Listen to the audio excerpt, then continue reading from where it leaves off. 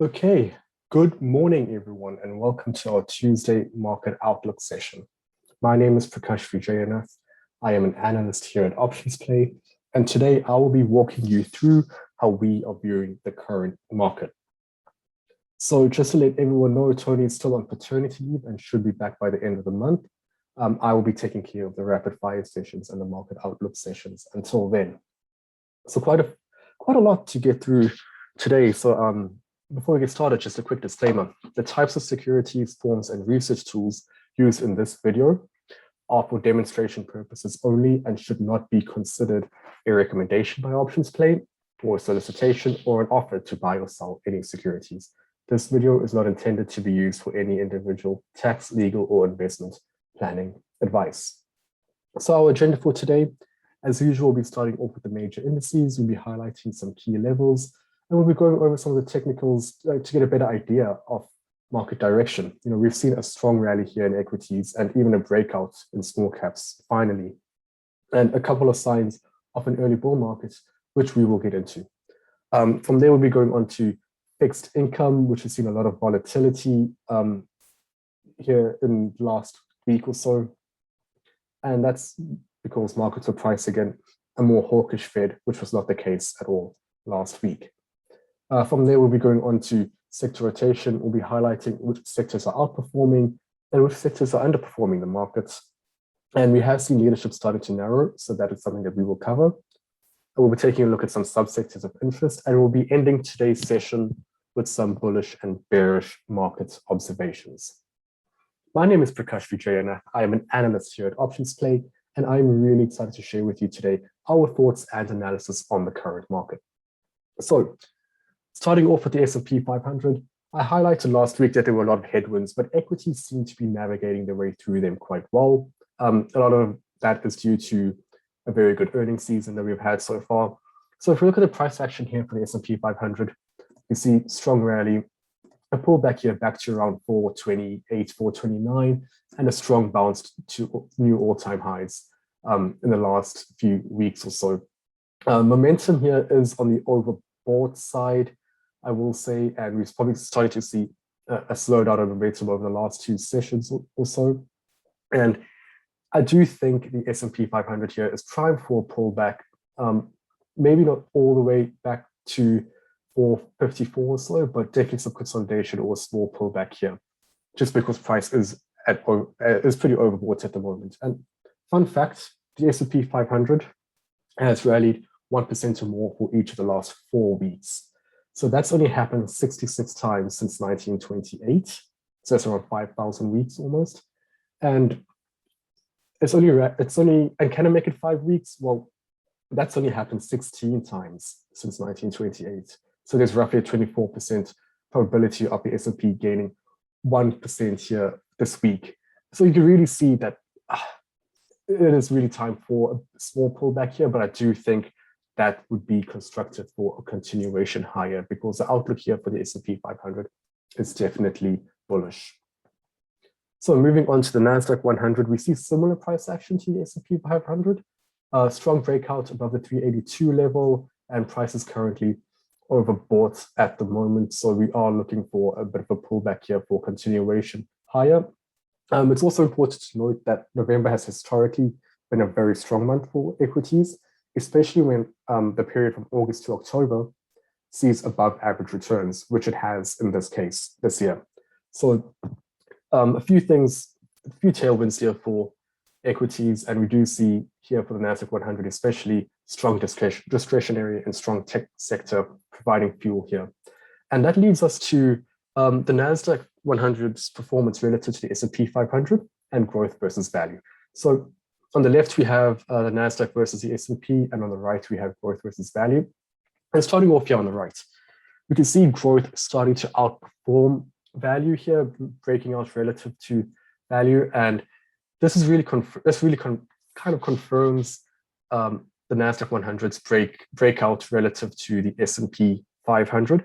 And I do think that that is set to continue here with technology starting to provide leadership and gain momentum here. So I do expect further outperformance in the Nasdaq 100 relative to the S&P 500, although both indices are certainly bullish right now. Small caps are finally breaking out. We've had this almost a year-long sideways price action. Price found support at around 210 and resistance at around 240, 234 to 240. And then in the last few days, ever since that squeeze here that I mentioned last week, price broke out of its squeeze and moved higher with strong momentum here. So this for me it's very encouraging to see small caps finally taking part in the rally enjoyed by the large cap names.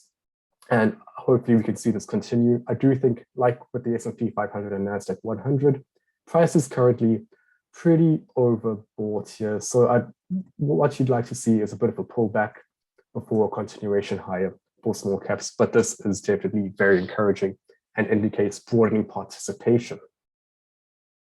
Next, we take a look at bonds. So bonds there's been a lot of volatility here recently. Price is maintaining above that 146 support level. And that really comes down to the fact that markets were pricing a much more hawkish Fed. And that definitely wasn't the case last week. So the focus was really more on tapering rather than raising interest rates.